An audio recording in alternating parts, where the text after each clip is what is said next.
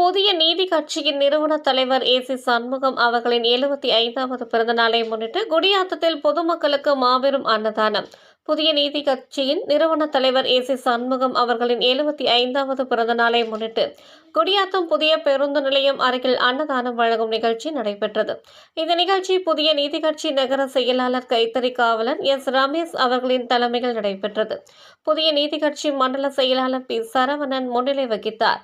அன்னதானம் துவக்கி வைத்து சிறப்பு அழைப்பாளர்களாக மாவட்ட செயலாளர் ஆர். பி. செந்தில், பாஜக நகர தலைவர் ஜெகன், திருவிக மாவட்ட செயலாளர் ஆர். வி. மூர்த்தி, புதிய நீதி கட்சி பொறுப்பாளர்கள் பாரத், மகேந்திரன், கோடீஸ்வரன், சசிகுமார், ராஜ்குமார், வெங்கடேசன், ஹரிபாபு, பெயிண்ட் செந்தில், கன்னியப்பன், வெங்கடேசன், திருநாவுக்கரசு, ஹேமந்த் குமார், பார்த்திபன், எல்.ஐ.சி. சிவா, பாலாஜி, மோகன் மற்றும் புதிய நீதி கட்சியின் நிர்வாகிகள் மற்றும் தொண்டர்கள் கலந்து கொண்டனர்.